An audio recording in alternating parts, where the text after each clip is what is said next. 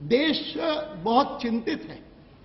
खास करके पिछले दिनों में जब मैंने एक लेख लंबा पढ़ा अमेरिकन अखबार में, वो नई एक उनकी थीसिस है और वो थीसिस का जो समिंग अप है वो ये है that the road to peace in Kabul goes through Kashmir. ये है हेडिंग उसका न्यूज वीक के अखबार का। मैं वो सारा कोट नहीं करता हूं, लेकिन उसमें ये भी हमको भाव मिलता है जैसे मानो कि किसी स्टेज पर हम इस बात के लिए तैयार हो गए। Sometime in the last year, ये मैं कोट कर रहा हूं न्यूज वीक को, sometime in the last year secret back channel talks between India and Pakistan over Kashmir restarted, say US and Indian sources. This is the Newsweek report.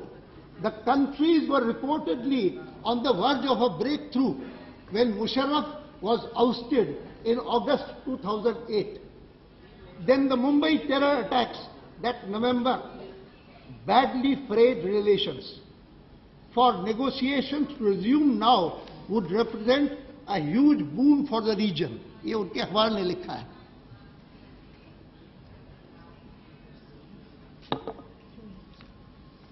The payoff would stretch all the way to Washington. Peace between India and Pakistan could help unlock another conflict with even higher stakes for the United States, the war in Afghanistan. Indeed, a growing chorus of experts has begun arguing that the road to Kabul runs through Kashmir, that the US will never stabilize the former without peace in the latter. Suddenly, bringing India and Pakistan together seems to be very much in America's interest. Bringing India and Pakistan together is in our interest also. हम कोई विरुद्ध नहीं है, आखिर तो हम पड़ोसी हैं, सही बात है।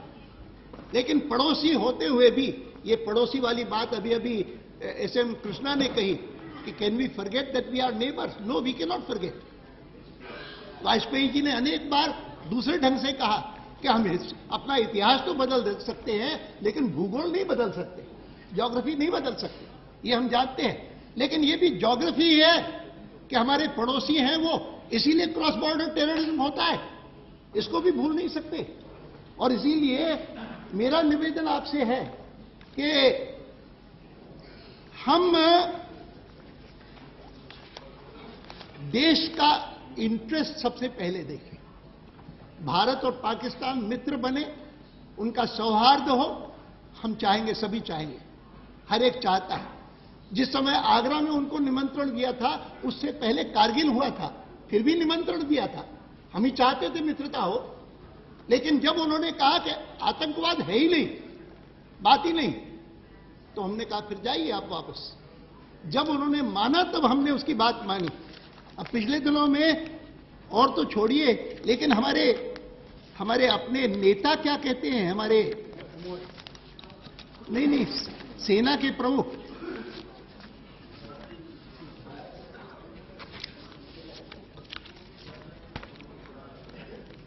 वैसे अमेरिका के स्वयं भी, मैंने ये 46 पेज लंबी मैंने रिपोर्ट पढ़ी है US इंटेलिजेंस कम्युनिटी को, but it's Dennis Blair, director of national intelligence, जिसने सेनेट की सिलेक्ट कमेटी ऑन इंटेलिजेंस को ये रिपोर्ट दी है। और उस रिपोर्ट में उन्होंने बिल्कुल स्पष्ट रूप से कहा है कि ये जितना आतंकवाद के खिलाफ पाकिस्तान से हम उम्मीद करते हैं कि पाकिस्तान आतंकवाद के खिलाफ हमारा साथ देगा, अमेरिका का हम गलत फहमी में न रहें।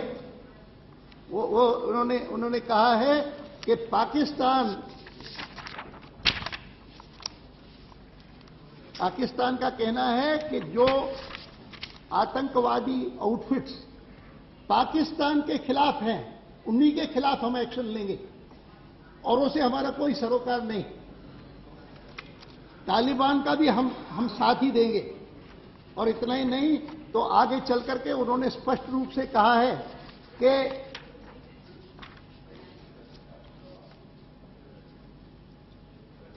It's our conviction that an important part of its strategic arsenal to counter India's military and economic advantage will be these terrorist outfits. ये अमेरिका ये पाकिस्तान का विश्वास है, ये अमेरिका की रिपोर्ट है और भारत के अपने chief of the army staff उनकी अपनी जानकारी है कि ये बिल्कुल बड़ी संख्या में इन्होंने आतंकवादी तैयार कर रखे हैं भारत में इन्फिल्ट्रेट करने के लिए। और ऐसी स्थिति में हमने वार्ता करके क्या पाया? एसएम कृष्णा कह सकते हैं कि कंस्ट्रक्टिव वार्ता थी, लेकिन उसका उनके जो काउंटर पार्ट है वो कहते हैं कि ये एक कॉस्मेटिक एंगेजमेंट हमको नहीं चाहिए, पाकिस्तान को नहीं चाहिए, and Pakistan doesn't want to be lectured by India. मुझे स्वयं को लगा कि हम तो एक प्रकार के अनावश्यक रूप से इंसल्ट्स इनवाइट कर रहे हैं, वो आकर के इस प्रकार की भाषा हमसे बोले। आज उनकी स्थिति कितनी खराब है, लेकिन वो कहें कि हम केवल मात्र उन्हीं आतंकवादियों के खिलाफ हैं जो पाकिस्तान के खिलाफ कुछ करना चाहते हैं, बाकी का हम उपयोग करेंगे भारत की शस्त्रीय शक्ति का मुकाबला करने के लिए, और हम फिर भी उनसे वार्ता करने को तैयार हैं। कोई अर्थ नहीं है। और इसीलिए इतना लंबा भाषण उन्होंने स्टेटमेंट दिया, मैंने पूरा पढ़ा ध्यान से, उसमें एक भी पॉजिटिव चीज नहीं निकली except that at least there had been an agreement to keep in touch. तो कीप इन टच तो हमेशा है। जब उन्होंने वहां पर 26/11 को मुंबई में इतना बड़ा हमला किया, इतने लोगों को मार दिया, तब भी we were in touch, we were in touch throughout. So keep in touch is not an achievement. मैं निवेदन करूंगा खास करके इस कारण क्योंकि ये secret back channel talks about between India and Pakistan over Kashmir, इसके बारे में सदन को विश्वास में लीजिए। क्या बातचीत हुई इन दिनों में? कभी कभी ऑटोनॉमी के नाम पर गोइंग बैक टू प्री 1953 भी चर्चा सुनते हैं। मैं नहीं जानता। हमारे समय में भी उन्होंने एक बार ये प्रस्ताव पास किया था, सरकार वहां जो थी उन्होंने प्रस्ताव पास किया था। हमने कहा कि हम नहीं मान सकते। प्री 1953 मैं प्री 1953 कश्मीर देखा है, परमिट लेकर के अंदर जाना पड़ता था। प्री 1953 मैंने कश्मीर देखा है कि जहां पर तिरंगा झंडा लहराते हुए लोग मारे गए और उन मार्टर्स को हमने वहां पर श्रद्धांजलि दी थी। प्री 1953 हमने देखा है जब राष्ट्रपति का अधिकार नहीं था कश्मीर पर। लेकिन सर 2003 को इस संसद का अधिकार दिया था। हाँ जवाहरलाल नेहरू उसके पीछे थे, ये सारा संसद था, सूचना भी दिया था। उसके बाद भी बहुत कुछ हुआ।